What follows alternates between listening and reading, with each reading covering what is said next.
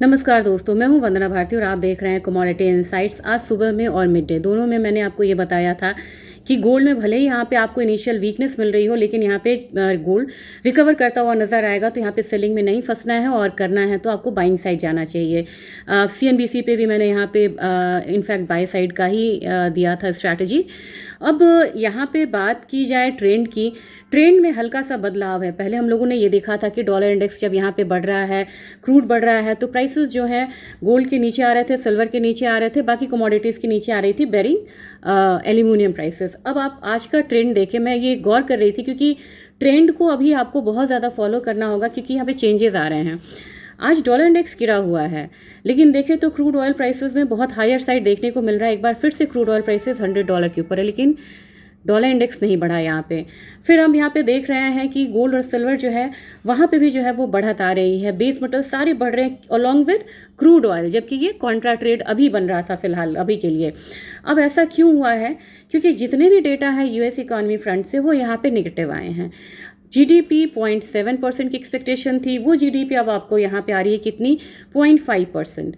अगर आप initial jobless claim का डेटा अगर आज का देखेंगे, रेफर करेंगे, तो यहाँ पे इनिशियल जॉबलेस क्लेम पे मैं देख रही थी 205 के लोग पहले इनिशियल जॉबलेस क्लेम, यानी कि कितने लोग जॉबलेस हो रहे हैं उन्होंने क्लेम करा है यूएस इकॉनमी में।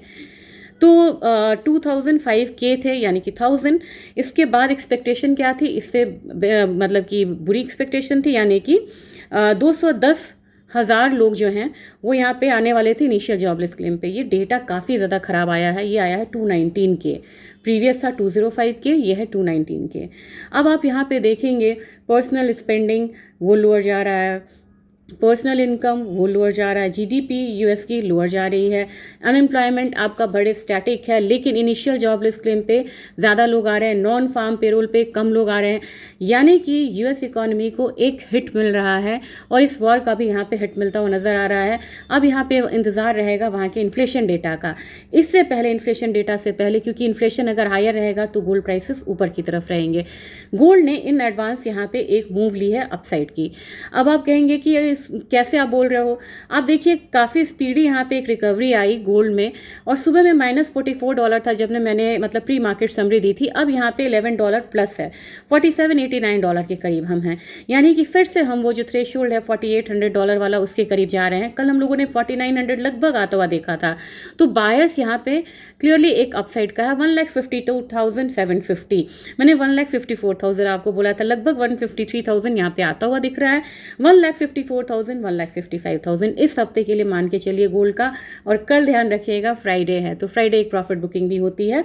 तो आज मान के चलिए कि कल तक आपको एक बारी 1,54,000 तक के लेवल्स मिलेंगे। जिन किसी को निकलना है वह आप उस लेवल से निकल सकते हैं। और जबकि जो हमारा सपोर्ट रहेगा वो 1,50,000 का रहेगा। जो मैं पहले 1,43,000 बोलती थी, फिर मैंने 1,47,000 बोला, अब मैं 1,50,000 बोल रही हूँ, यानी कि हायर सपोर्ट जोन बनता जा रहा है और हायर रेजिस्टेंस बनते जा रहे हैं, यानी कि चैनल अब आपका गोल्ड का असेंडिंग हो रहा है जो पहले डिसेंडिंग था। सिल्वर की बात करती हूँ। सिल्वर $73 से ऊपर का एक ट्रेड है, यहाँ पे $75 के करीब ट्रेडिंग हो रही है।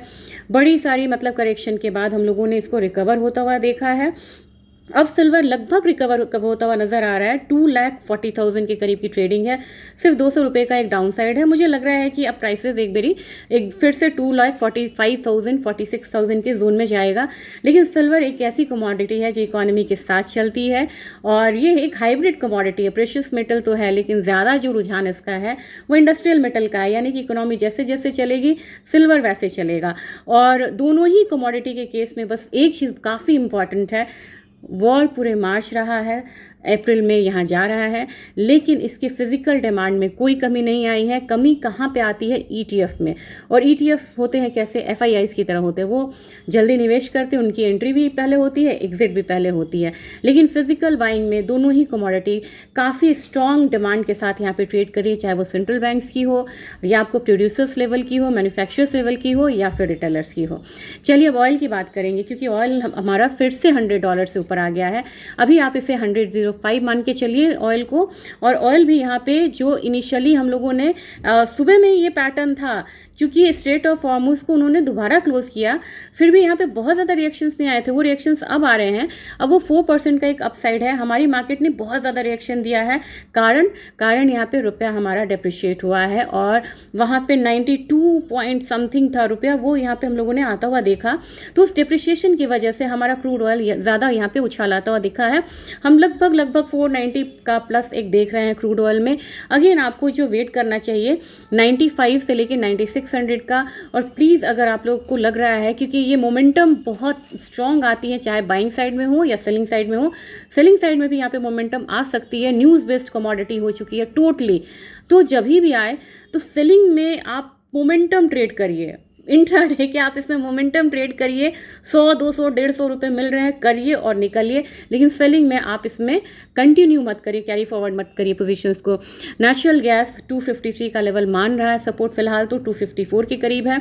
ग्रेजुअली इसको 260 के करीब आना चाहिए, और इसका जो मतलब फॉरवर्ड कर्व है वो पूरा आपको कंटेंगो में है।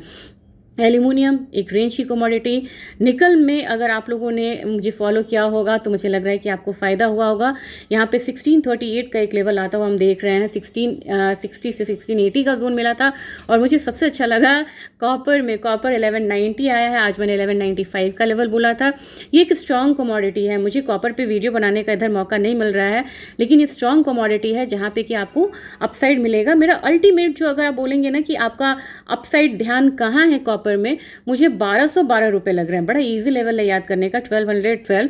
लेकिन उससे पहले छोटा मोटा करेक्शन से मैं इनकार नहीं कर सकती हूँ, लेकिन अल्टीमेटली कॉपर को वहाँ पे जाना चाहिए। जिंक में आप कहेंगे कि जिंक में मेरा ध्यान क्या है, हमेशा मैंने जिंक में इधर बोला है कि यहाँ पे एक बाइंग साइड है। जिंक आज फिर से रिकवर करती हुई नजर आ रही है, 330 का लेवल है, आप इसको 335 का लेवल आता हुआ देख सकते हैं। अकॉर्डिंगली आप यहाँ पे अपने ट्रेड्स को लेते रहिएगा। और रही बात न्यूज़ की, न्यूज़ पे बिल्कुल अलर्ट रहना है। अब यहाँ पे उन्होंने 10 पॉइंट्स का जो प्रपोजल था ईरान का उसको माना नहीं। अब इजराइल पे प्रेशर है कि तुम्हारे चलते हम वॉर में रह रहे हैं। ऑस्ट्रेलियन पीएम ने भी यहाँ पे बोला है, बाकी कंट्रीज भी बोल रहे हैं, उन पे प्रेशर है। लेट्स सी क्या होता है यहाँ पे। लेकिन ये वॉर मुझे नहीं लग रहा कि पूरे अप्रैल यहाँ पे ख़त्म होता हुआ नज़र आएगा। और दूसरी चीज़ ये है, और मार्केट की बात करनी भी बहुत ज़रूरी है, क्योंकि इससे अपना इक्विटी कल इम्पैक्ट डालेगा। अभी फ़िलहाल डाउ जोन्स रेंज में है, डॉलर इंडेक्स गिरा हुआ है, और विक्स भी थोड़ा सा यहाँ पे गिरा हुआ है। तो फिलहाल देखते हैं कि कल मॉर्निंग में क्या होता है। कोशिश करूँगी कि अपडेट दे दूँ कि मॉर्निंग में मार्केट किस तरीके की ओपन हो सकती है। तो बने रहिएगा, चैनल से जुड़े रहिएगा। वीडियो अगर लगता है कि हेल्पफुल है आपके ट्रेडिंग में तो ज़्यादा से ज़्यादा लोगों को शेयर करिएगा। और डिस्क्रिप्शंस में काफ़ी लोग बोलते थे कि मेंबरशिप ज्वाइन करनी या फ्री चैनल, तो मैंने डिस्क्रिप्शंस में लिंक शेयर किए हुए हैं, एक बार उसे क्लिक कर सकते हैं, तो एटलीस्ट आप फ्री चैनल्स पे हमारे साथ जुड़िए। Thank you.